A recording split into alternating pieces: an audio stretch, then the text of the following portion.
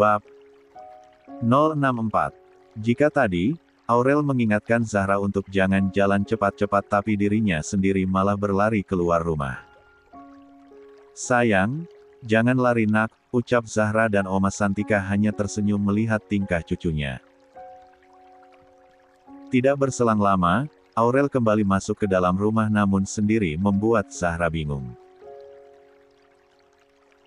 Sayang, siapa yang datang? Tanya Zahra. Ayah sama Om Stef Umi, jawab Aurel. Kenapa tidak ikut masuk?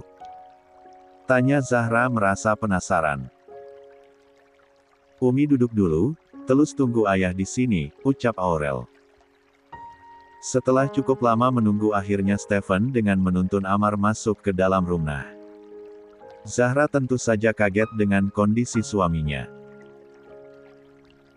Kening yang diperban, baju kemejanya yang dilipat sampai siku sehingga Zahra bisa melihat lengan bagian kanan Amar yang terdapat beberapa luka dan satu lagi Amar yang terlihat kesusahan berjalan. Astagfirullahalazim mas, Zahra langsung berdiri dari duduknya bahkan air matanya sudah menetes. Sabar Umi, kata ayah dia supel hello jadi tidak merasa sakit, ucapan Aurel sesuai apa yang dikatakan Amar. 157. Kamu kenapa Mar? Kenapa bisa seperti ini? Tanya Oma Santika ikut panik. Amar tidak apa-apa ma, jawab Amar.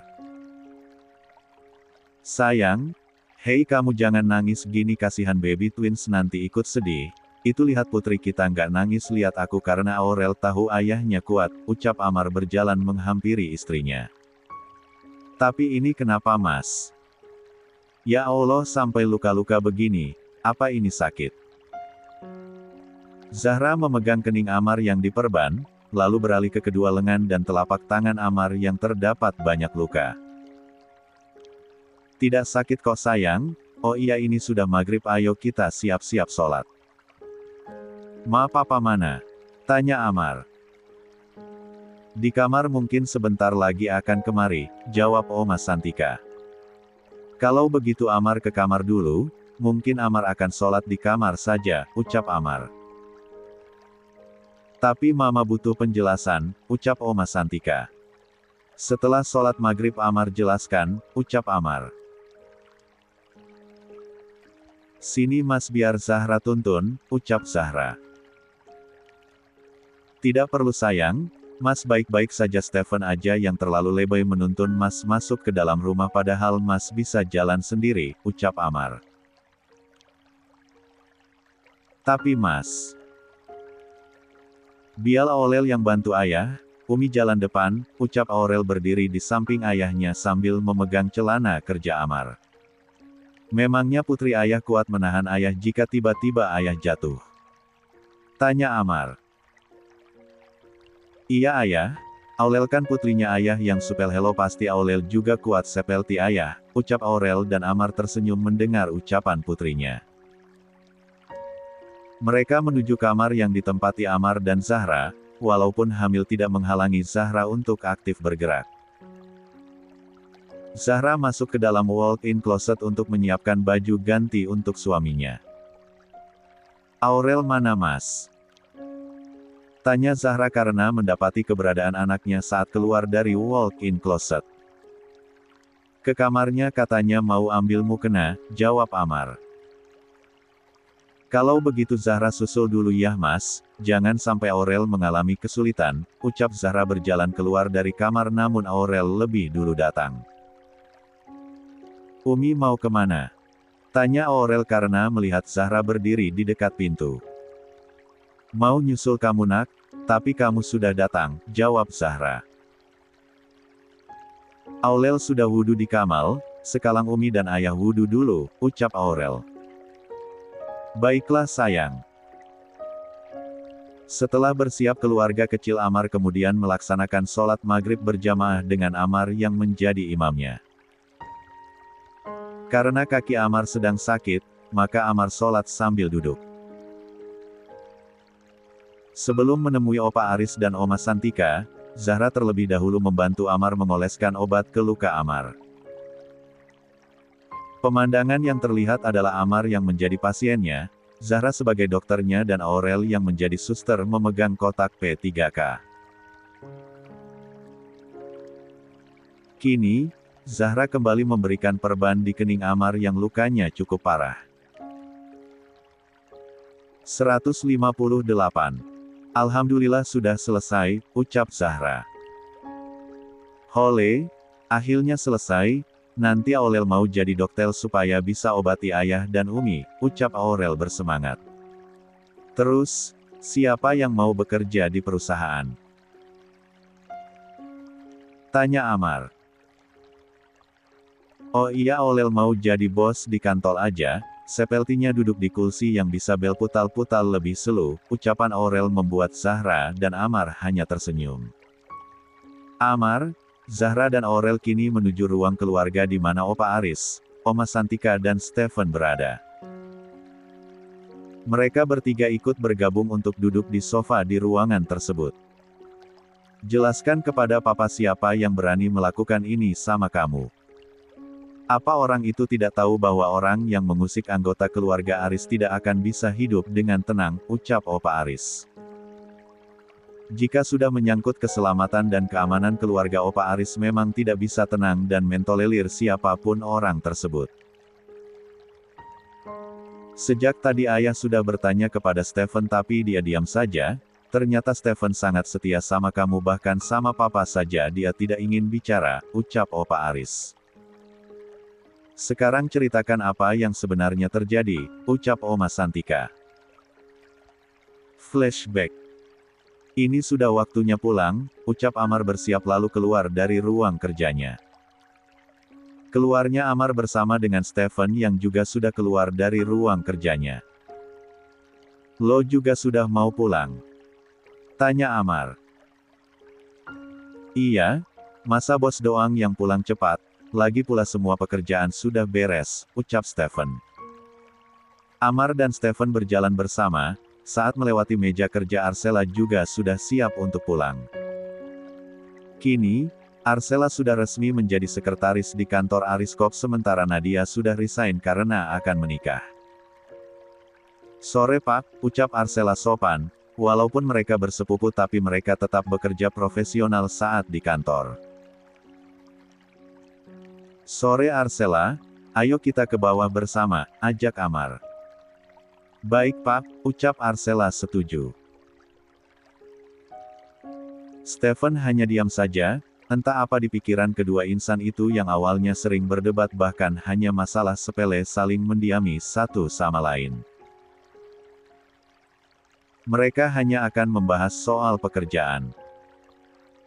Amar dan Arsela sibuk mengobrol saat menuju lobi, hingga Amar harus berpisah dengan keduanya karena mobil Amar sudah terparkir di depan lobi. Stefan dan Arsela berjalan menuju di mana mobil mereka terparkir, di luar dugaan ternyata ban mobil milik Arsela malah kempes. Loh, kok bisa kempes sih, ucap Arsela yang didengar oleh Stefan. Kenapa? Untuk pertama kalinya sejak sekian lama Stefan berbicara di luar masalah pekerjaan. Ban mobilku kempes, jawab Arsela. Kalau begitu biar saya antar, ucap Stefan. Tapi, saya harus ke rumah teman dulu Pak, ucap Arsela. 159. Kalau begitu kamu pakai mobil saya, ucap Stefan memberikan kunci mobilnya. Stefan sebenarnya bisa saja mengantar Arsela kemanapun itu, namun Stefan pikir Arsela akan mendatangi rumah kekasihnya. Stefan tidak ingin lebih sakit hati lagi. Terus Palk Stefan pulang dengan siap. Tanya Arsela. Saya nanti nebeng di mobil Amar, kalau gitu saya pamit dulu, ucap Stefan berjalan meninggalkan Arsela yang sudah tidak bisa menyembunyikan senyumannya. Tok tok. Ada apa? Tanya Amar membuka kaca mobilnya. Gue numpang, ucap Stefan. Memangnya mobil lo mana?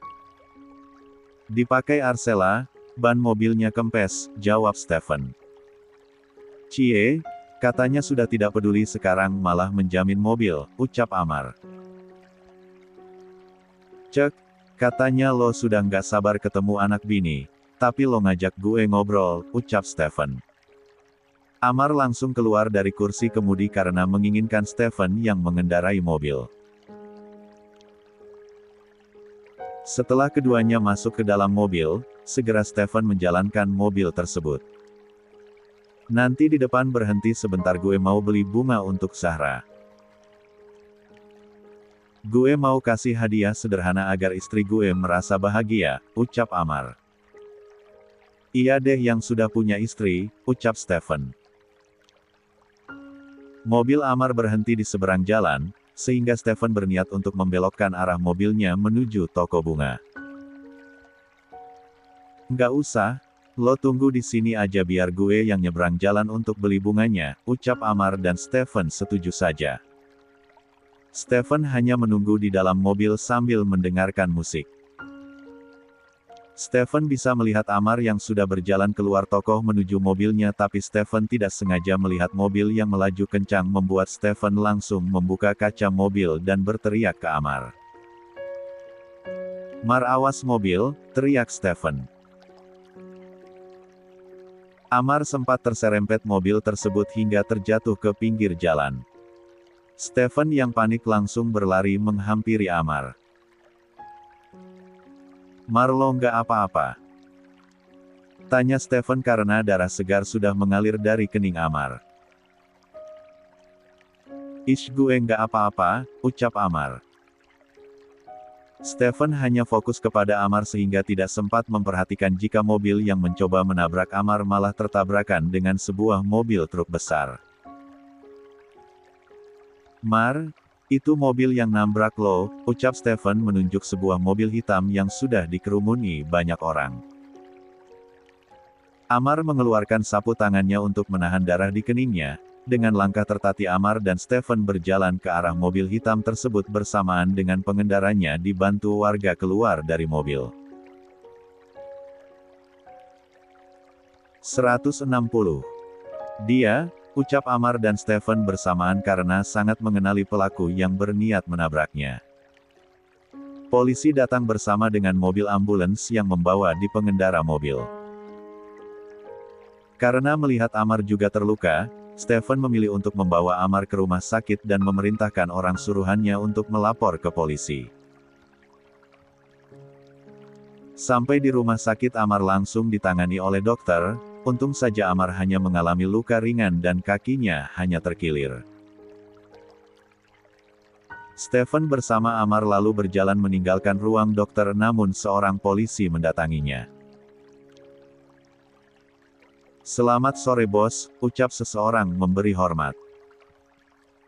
Bagaimana hasilnya? Stephen. Sesuai dengan rekaman CCTV di jalan, ternyata mobil yang baru saja mengalami tabrakan berniat untuk menabrak Pak Amar, karena kecepatan mobilnya yang tinggi sehingga pengendara tersebut menabrak truk yang berada di depannya, ucap orang suruhan Stephen. Lalu bagaimana kondisi wanita sialan tersebut? Tanya Stephen penuh emosi. Kalau dia masih hidup, saya mau dia membusuk di dalam penjara, ucap Amar. Wanita itu meninggal beberapa menit setelah sampai di rumah sakit bos, ucap orang suruhan Stephen. Setelah mengobrol cukup lama akhirnya Amar dan Stephen kembali ke kediaman Aris. Flashback off. Innalillahi wa inna ilaihi rojiun, ucap Zahra dengan air mata yang sudah menetes. Siapa lulu itu yang nekat ingin mencelakai kamu? Tanya Opa Aris. Dia adalah mantan karyawan di Ariskop, namun Amar pecat karena berani menghina dan berbuat kekerasan kepada Zahra, jawab Amar. Mas, semua ini salah Zahra, maafkan Zahra, ucap Zahra. Amar langsung memeluk tubuh Zahra yang menangis, bahkan tak tinggal diam Aurel juga ikut menenangkan Uminya. Umi jangan nangis, ayah kan sudah selamat, bukannya Umi Seling bilang Allah tidak pernah tidur, Allah akan membalas perbuatan jahat seseorang, ucap Aurel, kini mengusap perut Zahra agar adik-adiknya tidak ikut menangis di dalam perut. Sayang, Mas sangat tahu kamu adalah orang yang sangat baik hati, bahkan tidak tega melihat seseorang bersedih walaupun orang itu pernah berbuat jahat kepada kamu, ucap Amar. Saat Lulu datang ke kantor dan memohon maaf kepada kamu, Mas cari tahu semuanya tentang Lulu. Ternyata dia tidak memiliki seorang adik yang biayanya sekolahnya ditanggung sama Lulu seperti alasannya kepada kamu saat meminta pekerjaan, bahkan Lulu itu sudah bekerja sama dengan salah satu saingan perusahaan Ariskop, ucap Amar. Astagfirullah, jadi Mbak Lulu bohong Mas? Tanya Zahra. Iya Sewang, Lulu sangat tahu bahwa kamu adalah perempuan yang lemah lembut sehingga dia memanfaatkan semua itu. Untung saja Mas tahu semuanya sehingga Mas cepat bertindak lalu memasukkan Lulu ke dalam penjara.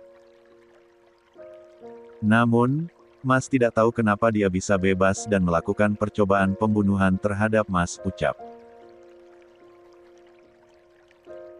161. Amar. Tantenya dapat kalma ayah, Aurel tidak mau berbuat jahat sama orang lain nanti dapat kalma juga, ucap Aurel.